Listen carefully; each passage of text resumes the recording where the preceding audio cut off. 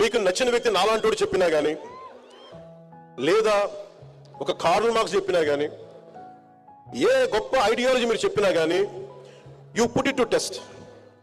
మీ జీవితంలో మీరున్న ఈ పర్టికులర్ టైంకి is it applicable or not. బ్లైండ్గా గుడ్డిగా ఏ ఐడియాలజీ నమ్మకండి. చెప్పేసి వెళ్ళిపోతారు వీళ్ళు. నేను ఎందుకు ఈ బాధ మీకే చెప్తున్నానంటే, 70లో ఒక పర్టికులర్ ఐడియాలజీ పట్టుకొని, నేను 90s ఒక పర్టికులర్ ఐడియాలజీ పట్టుకుని 80sలో ఒక బ్యాలెన్స్ లేని ఐడియాలజీస్ని పెట్టుకుంటే ఏం జరుగుద్ది అంటే, ఎంతమంది ఆ మాటలు విని అడవుల్లోకి వెళ్ళి చచ్చిపోయారో నాకు నిజంగా బాధ కలిగింది. It's all they made they have embraced one ideology which is not applicable.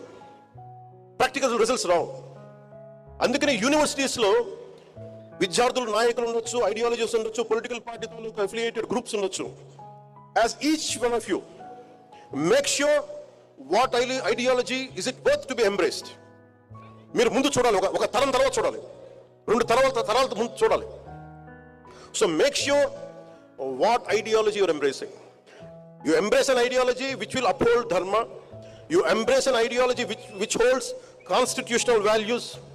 You embrace an ideology which will show gratitude to the nation which has given you birth.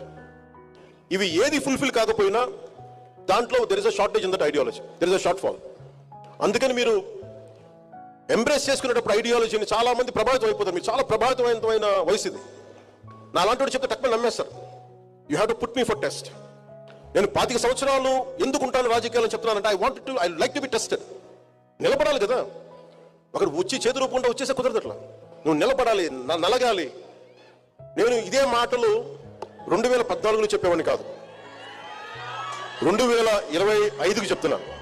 నలిగి మాట్లాడుతున్నా, దెబ్బ తిని మాట్లాడుతున్నా. అలాగే లైఫ్ టైం, జీవితకాలం మీరు ప్రతి ఐడియాలజీని మీరు టెస్ట్ చేయాలి. Your thinking minds, your capable minds. అందుకని మీరు every ideology go beyond communities, go beyond cost.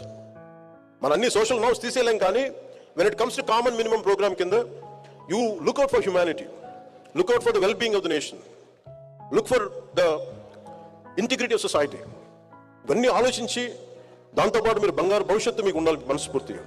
ఎందుకంటే it all needs one right mind. మీరు ఎంత శక్తి ఉందో మీకు తెలియదు. మీ ఒక్కొక్కరు మీ గురించి మీకు తెలియదు. మీలో ఉన్నది ఒక న్యూక్లియర్ ఎనర్జీ, మీది విస్ఫోటన ఉంటుంది మీలో. అది మీరు ట్యాప్ చేయగలగాలి. ఎంత అమేజింగ్ పొటెన్షియాలిటీ ఉంటుందంటే నాలంటూ ఒకటి చేయగలిగాడు.